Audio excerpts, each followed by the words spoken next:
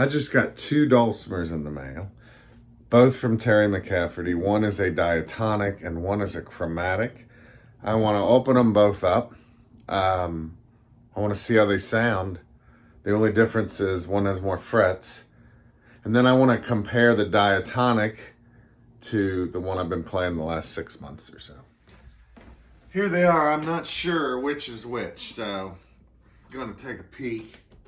I really want to spend some time with the diatonic, since that's my main axe, you know.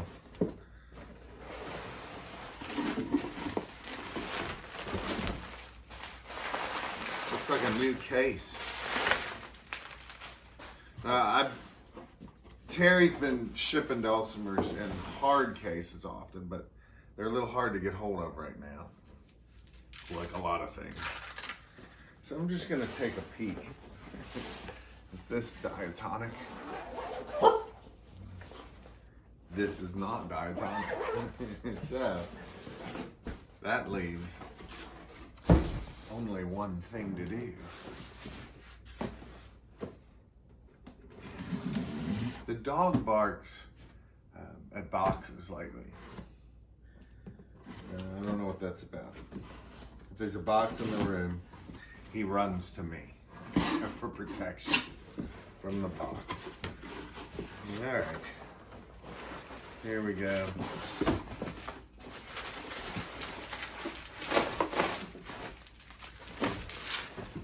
Same kind of case here.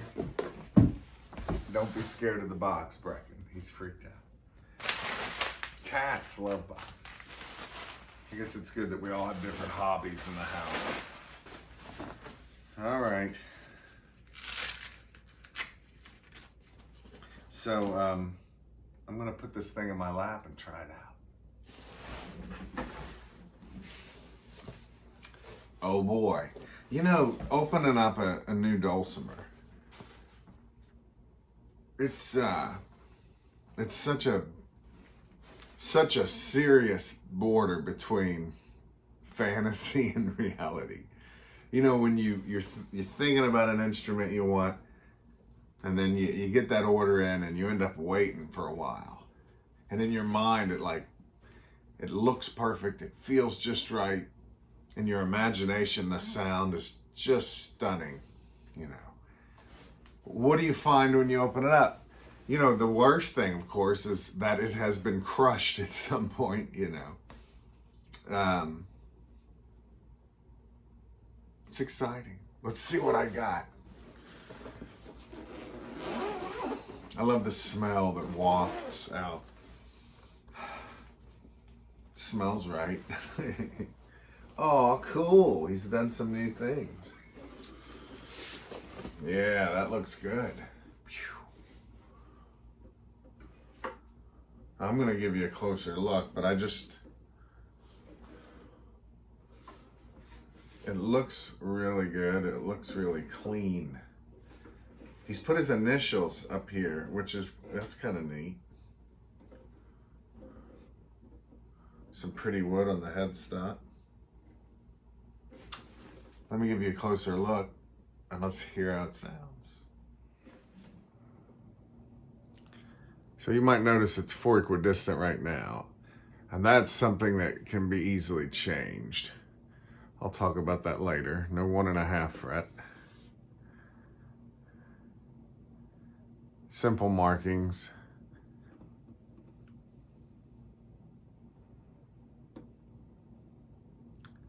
This side is pretty.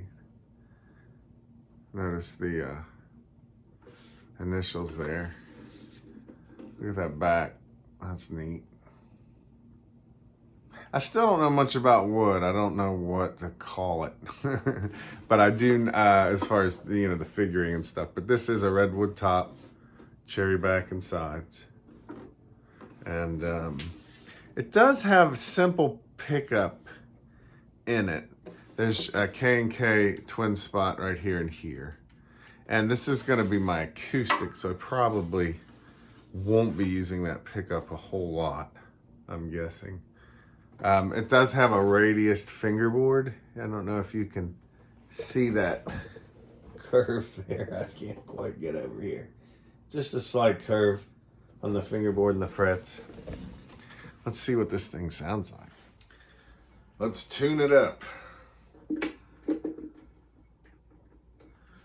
You know, it wasn't crushed, so that's good. So I've been working with Terry quite a while now. I would say the last 3 or 4 years. Haven't really counted. And we're trying to come up with a design that feels just right for me in every respect.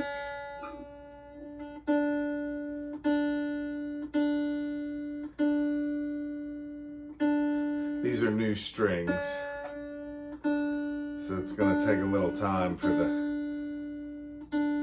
tuning stability to happen.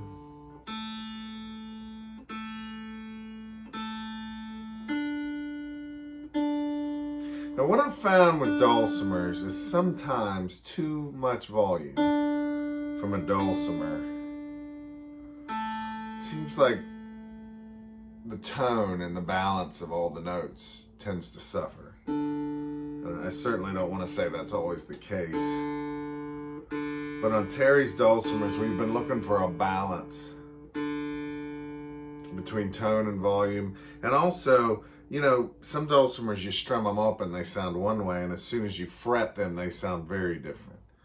And also as you go from note to note, there's differences. I'm hoping that what Terry and I have done is, well, I know it's working. We're getting kind of a uniform tone across all the notes to some extent. I don't think that could ever be perfect. And maybe you don't want it to be perfect. Oh boy, here we go. What do we have here? What do we got? Now, did he do anything different on this one compared to the previous acoustic model? I thought about asking him that today, but I thought, no, let me just see what I can sense. And then I'll ask him the questions after. I usually put a little lubrication in the nut slots, and that just allows the strings to pass cleanly through without getting hung up at all. I know this is different already, just from the one I've been playing so much.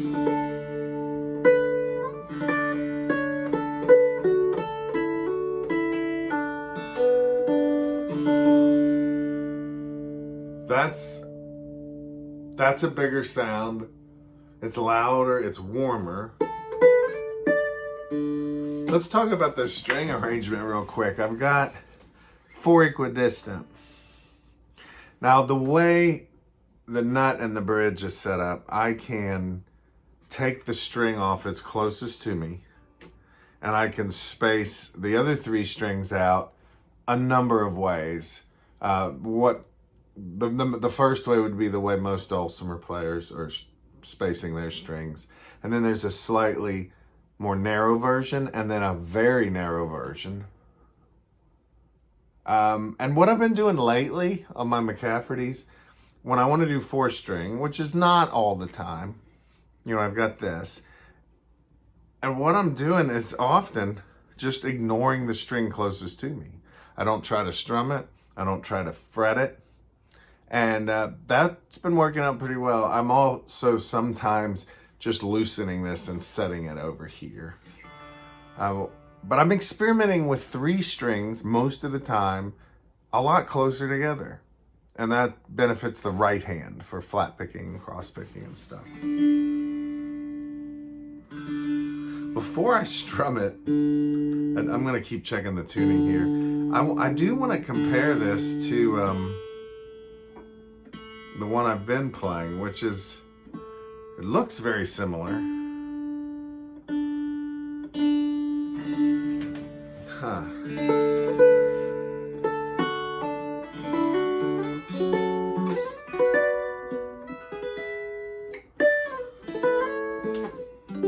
That's a different sound. It's got more You know, which is one thing I've been telling Terry, can we get just a little more tone out of it, just a little more volume? So the one I've been playing recently is right here. This is very similar instrument. Let me get these tuned up. Now, right now this is set up for 3-string.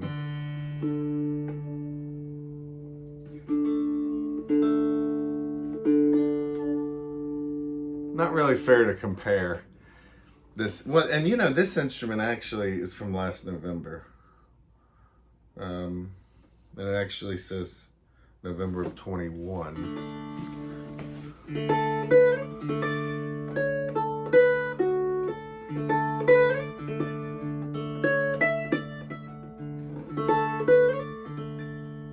There, let's hear the new one.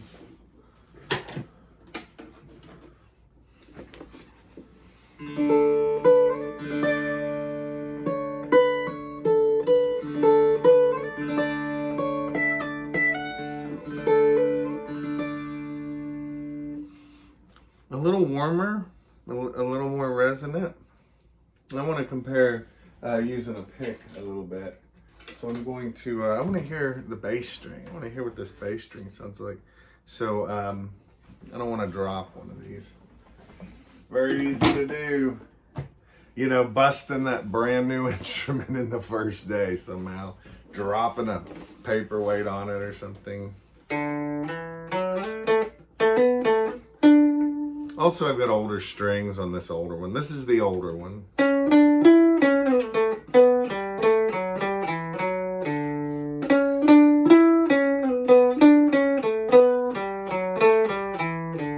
All right, let's hear the new one. This is kind of how I check out instruments a little bit. It's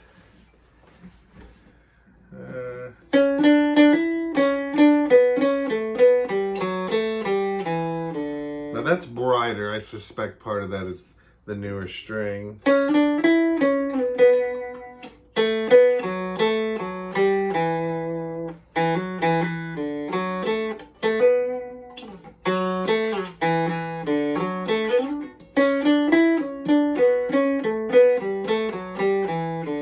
Certainly sounds nice. Here's the old one again.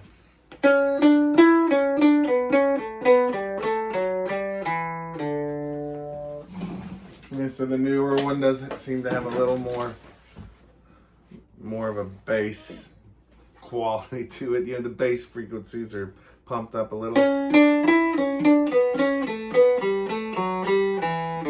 Yeah, that's good.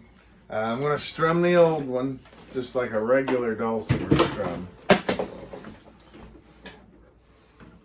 Let's see.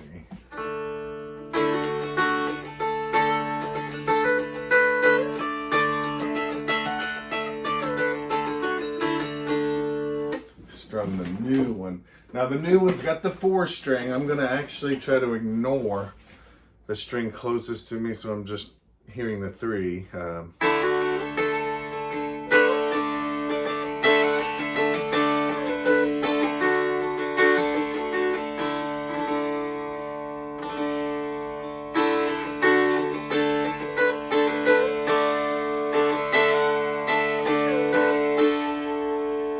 Neat sound. I can't wait to hear this thing in a few months, you know, or maybe even in a week. Sometimes an hour changes it, I think. Our ear does change too, you know. How am I playing just 3 strings, even though I have a 4? When I'm fretting the inside melody string, not the one closest to me because I'm ignoring it with both hands, but the next one further away from me, when I'm fretting it, my fingers just naturally, lightly, are always barely touching the melody string closest to me. So even if I do hit it with the right hand, nothing happens. And I'm often trying to not hit it with the right hand. Why do I want to go back and forth with 3 and, like, you know, 4-string is so cool. But I sure love 3-string. Most of the time, that's what I like. So I've got this dream that you could have a 4-string in your lap, but play in such a way where you aren't even aware of that 4th string, and it's not a problem. You're actually playing a 3-string, but every once in a while, you jump right to 4-string land, do something cool, and then boom, you're back to 3-string. It's been working out. And the benefit for that, for the right hand, is your 3-string mode of operating. They're much closer than a usual dulcimer, which means that flat picking in the right hand can be cleaner. Something I've been working on for the last 2 years. A lot. So this new one, it's not just like the old one, but more. It actually sounds like he's introduced something new tonally to it. And I'd sure like to know what that is. Wouldn't you? Let me just go back and forth for a second. So here's the old one.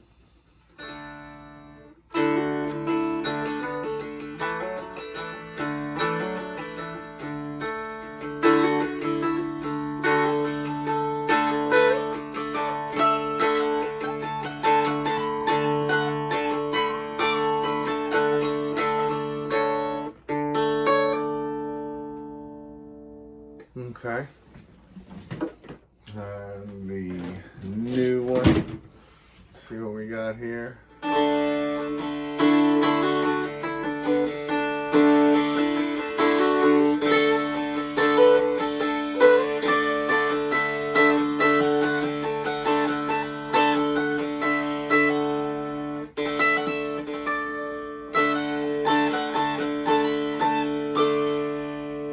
Everything seems to just a little more volume, a little more tone, and everything just seems to be ringing a little longer. Like the sound dies away a little quicker on the older one, just by a very small amount. You know, man, when you judge those, humans are not good at judging things. It's so hard to not be biased. And you're usually not biased in one way. You're biased in a bunch of ways at the same time, but man. Let's hear the upper string. Let's hear the upper strings. Let's see.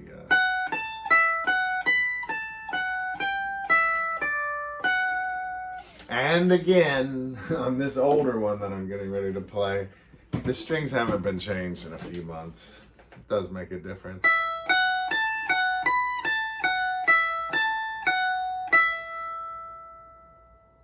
Boy, that sounds pretty nice on the old one. Let's see.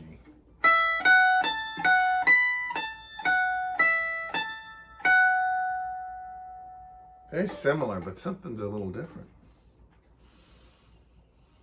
So, there you go.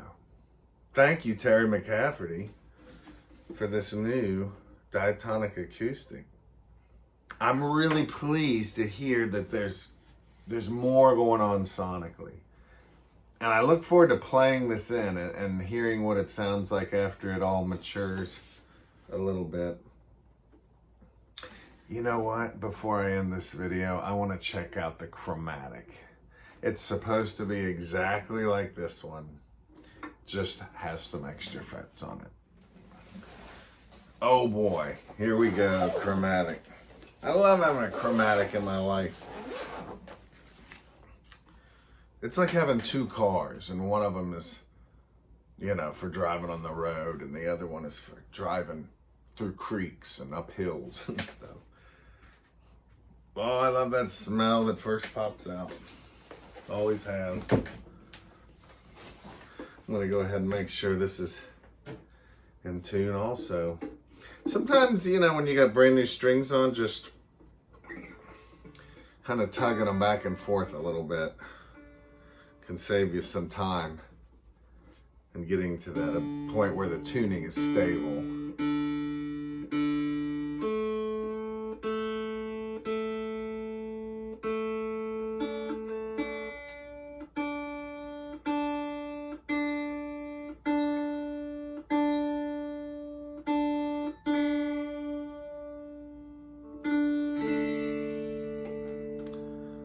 Now, does this one sound like the diatonic?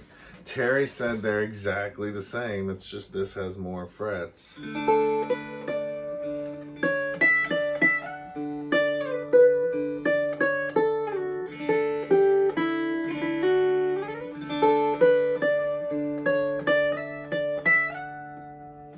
Let's hear the diatonic. I almost think the diatonic had just a little more sound to it. It's different. Isn't that crazy? All the same design, all the same woods, and yet the wood is a little different, right? From instrument to instrument.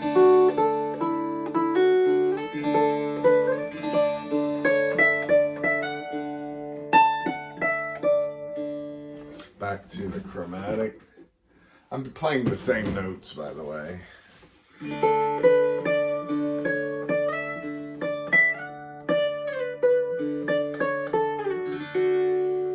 It just seems a tad bit sweeter. That always blows my mind.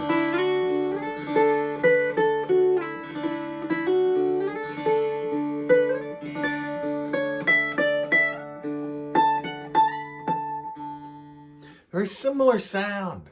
This the diatonic's just a little thicker, and this one's just a little sweeter. I wonder what the bass is like on this chromatic.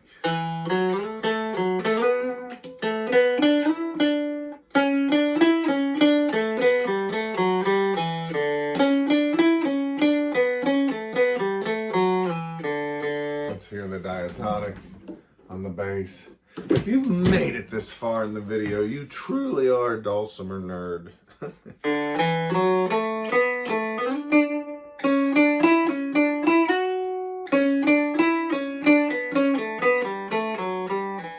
I think I can say the same thing about the bass. Here's the chromatic again.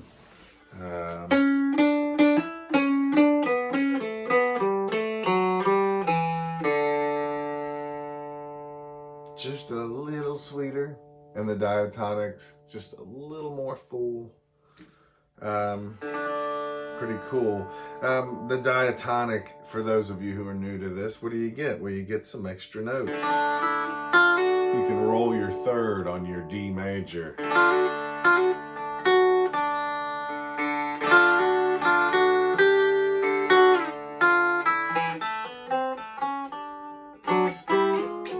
Plus roll all kinds of things.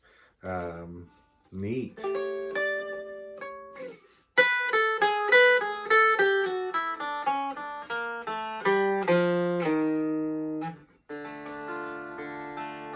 You can get, with 4-string and a chromatic, all kinds of wild chords.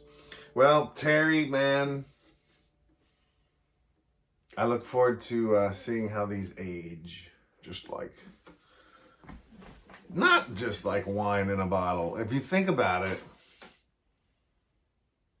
it's the playing of these that really brings them into some kind of maturity.